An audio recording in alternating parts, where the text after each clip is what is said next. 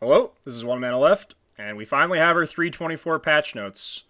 After some long awaiting, we had the 324 league reveal. Looks to be a crafting league. Most of the league mechanic looks fun, but we've got what build makers really want, and that's patch notes. There are a good number of balance changes in here. So I'm going to make this video to kind of go over and summarize ones that affect builds I typically play. So if you're storming in here thinking like, oh, what happened to Archmage? What happened to Penance Brand? What happened to this, that? I'm going to go over that and try to summarize that nicely. I will make individual videos for updated build guides because a lot of the builds I play have changed. So if the changes are significant, I will be remaking the video in the coming days.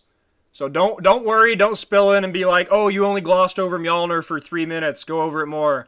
Oh, you talked about Mana Forge for 2 minutes, whatever. I will make entire videos, but this is my summary, all right?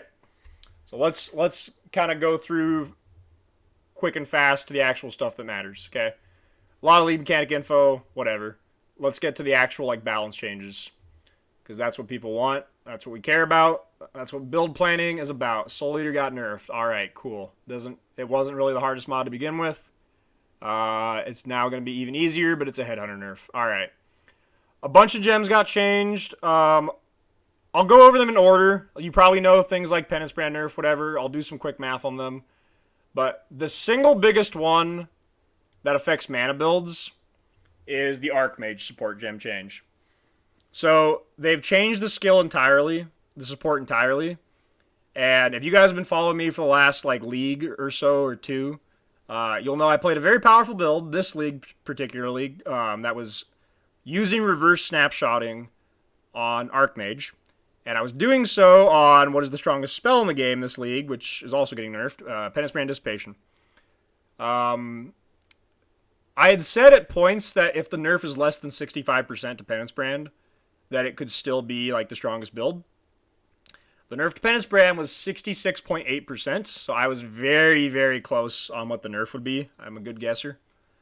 But reverse snapshotting is gone now. So this represents about an 88 or 89% nerf to the reverse snapshot setup.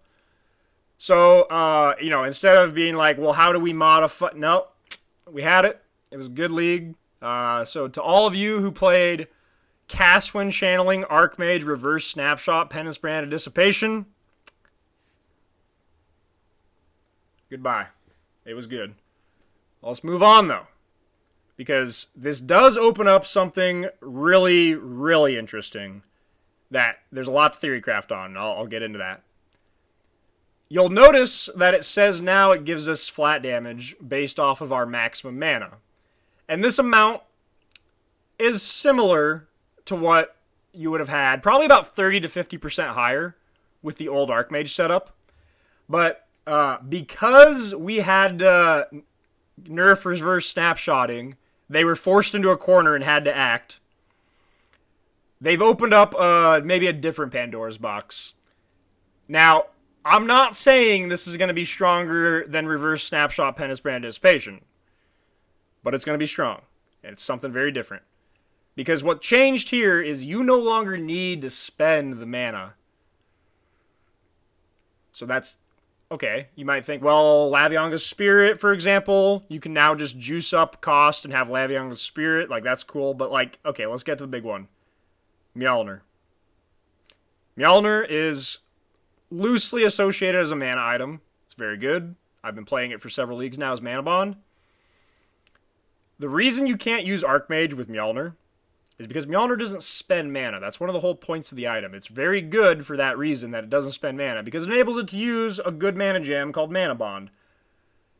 That would otherwise completely decimate your mana pool in one cast. But Mjolnir has the tag that, oh, it doesn't spend mana at all. Now, the downside of that is it doesn't work with Archmage. Preliminary thought, based off the wording here, unless Mark comes in last seconds like, oh shit, we forgot about Connor. From what the info we have right now, Mjolnir will work with Archmage next league. I've done a little bit of math.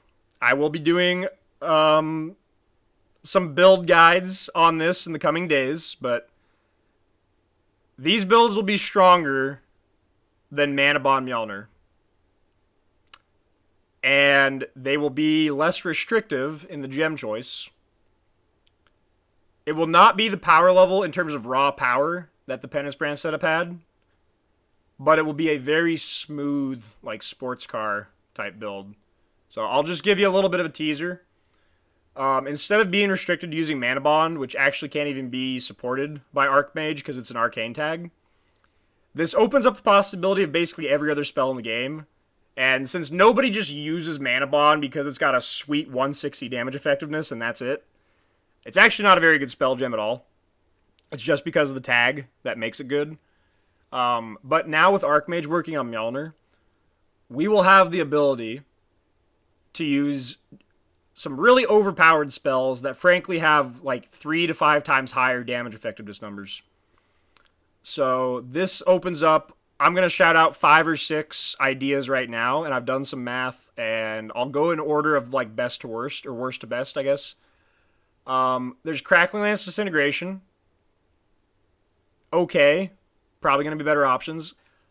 Wave of Conviction, same thing. Really good damage effectiveness, like higher than Mana Bond does now by like 80%, maybe 60 to 80%. But a little clunky to play. Spark, however, is an interesting one. Spark will have...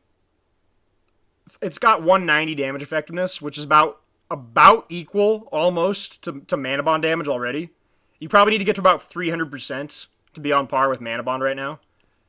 And Spark's 190 per hit. So if you have a Spark that can hit 3 times per cast on a single target, that already makes Spark Mjolnir like 2 times better damage than Mana Bond. But Spark's a little risky because like it plays very smooth, it maps very smooth. You need proj scaling though. You need to invest in things like Pierce maybe, or extra duration, or proj speed. If you have all these boxes checked, Spark becomes the best spell in the game, and it can do like 7 hits, but it's hard to get all those boxes checked on a build that's otherwise stacking a different stat and trying to use all its points to stack that stat. So maybe Spark isn't the answer even though it's viable. There's Lightning Conduit of the Heavens, which has a gargantuan radius. It's 4 meter base radius, which with Hierophant Sanctuary of Thought and other means could scale up to like 7 meters. It is target limited at 17, I think, but it's really good damage effectiveness of 270, so it would already do about the same damage as Mana Bond. But it would hit the entire screen, and you won't have to do the mana loop. So, like, the whole point of the Mjolnir build is you have to do the mana loop. With these builds, you don't need to do the mana loop. You do need to for spend. You need to spend mana for Indigon, but you don't have to do the thing where you're low during Cloak and then get back up high. You can just cruise and just spend 4k per second. You don't have to be low mana. So it's a quality of life change too, even if it's tied with Mana Bond. The final 2 options, I think, are going to be up there as some of the strongest builds in the game this league. Well, strongest build. Not the strongest, but we'll get there. Ball Lightning. So there's a tag here that says cannot support orbs. So, if you had been, for example, theory crafting on doing like Ball Lightning of Static with Archmage, well, if you planned all that out before the patch notes, even though it looked cool, unfortunately that's planning before patch notes, and sometimes, you hear that beeping sound and it's just GGG backing over you with a tractor. So, however, the other 2 Ball Lightning gems are very good, because the damage effectiveness on regular Ball Lightning, if you hit 13 times, which is the max, is 780%. That puts this skill at almost triple the damage of Mana Bond. And you have to get a little bit of radius to get 13 hits, but with Sanctuary of Thought, Hierophant just by default has 100 AoE, and you can get other sources too. So Hierophant of all classes does not struggle getting 13 hits on Ball Lightning. So for an endgame setup right now with Mjolnir, you could maybe top out at about 150 mil without Righteous Fire and like 250 with Righteous Fire. A Ball Lightning setup would top out at about 500 without Righteous Fire and about 700 with Righteous Fire. That's getting into numbers that can just cruise a 6k delve, or probably even compete on some of the hardest Valdos maps. And with like super hard Delve and Valdo's maps, one of the weaknesses of the Mjolnir build is you can't take instant leech because it screws up your mana loop. But since this doesn't need a mana loop anymore, you can just take instant leech and become pretty much immortal to anything but a one-shot. So I actually think a Ball Lightning endgame build for like 6k Delve or Valdo's is going to be viable with Mjolnir, Ball Lightning, Archmage. The other thing there is one of the best clear skills in the entire game is Ball Lightning of Orbiting. If you don't know what it is, it just swirls around you really fast and just spirals outward. It's got worse damage than the regular Ball Lightning by about 3 times. But it's an insanely good clear speed build. So if you do like Mjolnir, Cast Wall Channeling, Lightning Warp, Ball Lightning of Orbiting, you will just teleport around maps, blowing up off screen everywhere.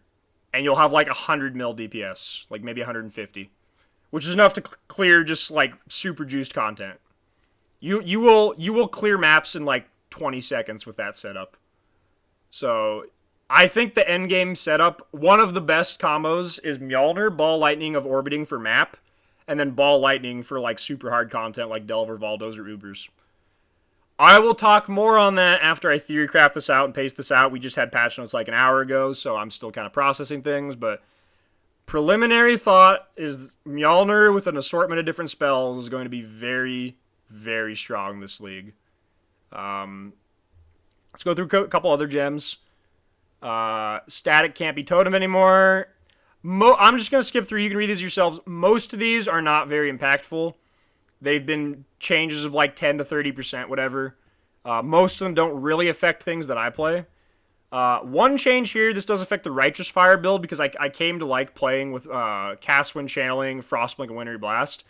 They've added the cooldown now because they must have seen my video and realized that a 3-link to be able to move at like max move speed in this game is too cheap. And to be fair, it was very good. So that's gone now. So back to Lightning Warp. That's cool. That's fine. Most of these don't affect us too much. Spark of Unpredictability got buffed as well, so that's maybe a candidate for Mjolnir. Stormbrand of Indecision, I think honestly got an unwarranted nerf. When you factor in, even ignoring the cast speed going from 0.35 to 0.75, which is a pretty big deal, but just from a pure damage standpoint, between the quality and the effectiveness, this is like a 35% nerf. Like, this was an okay skill. It's got good clear.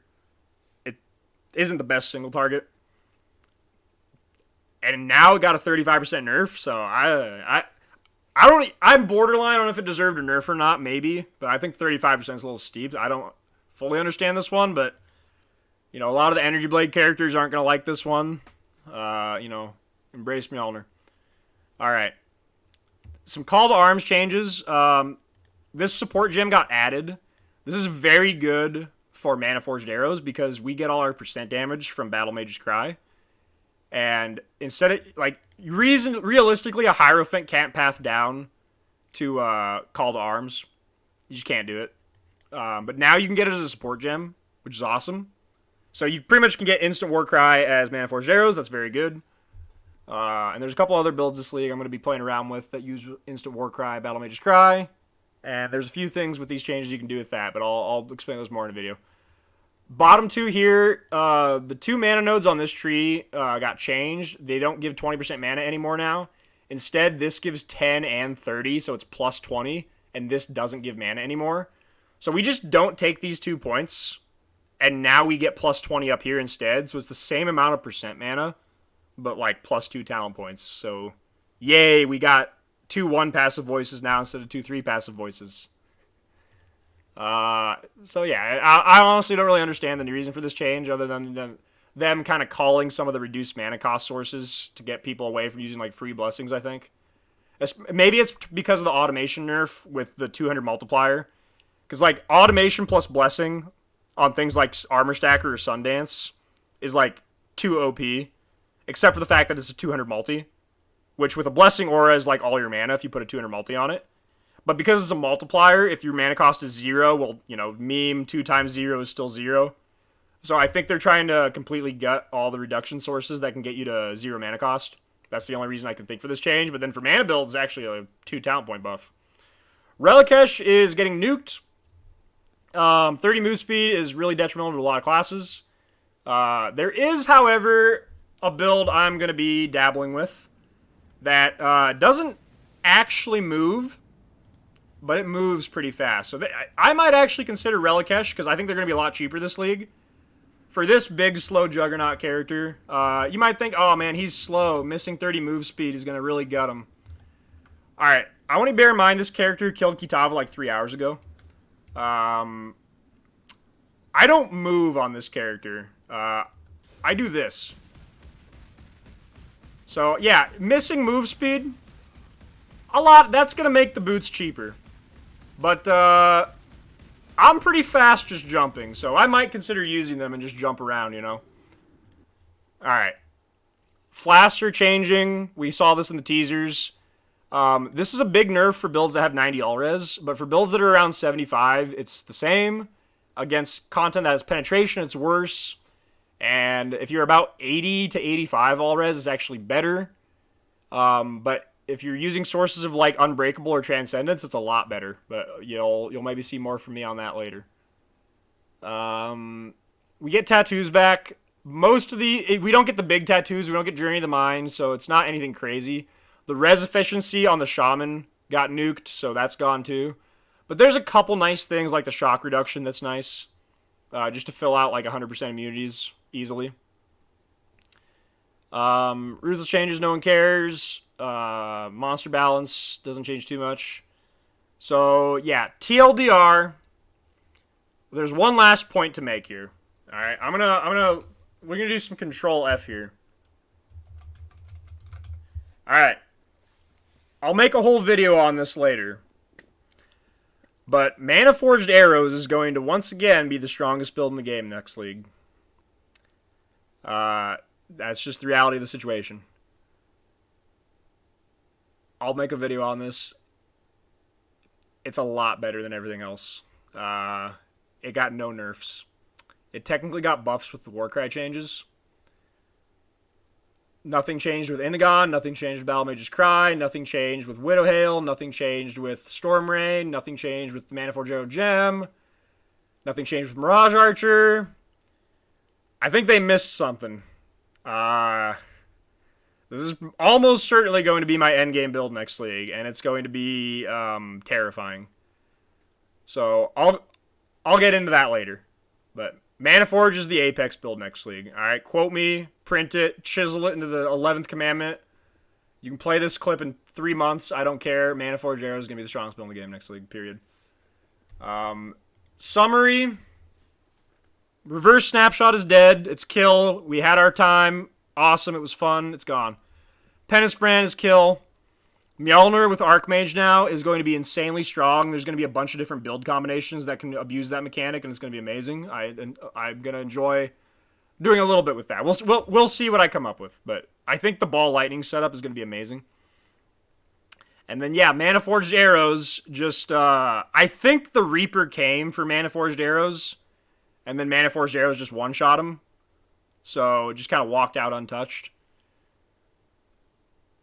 I'm going to be releasing some videos in the coming days that go into further depth on some of these things. I'll break them down. I'll maybe theorycraft something in between now and then. I don't want to pull the trigger too early.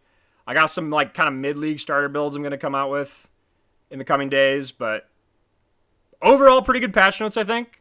We had one monumental nerf with the Archmage, but it opens up some really cool other stuff. And if you want to play a filthy, disgusting, unethical build, we still have Mana Forged. So overall, I'm a fan of these, and I'll catch you guys next time. See you.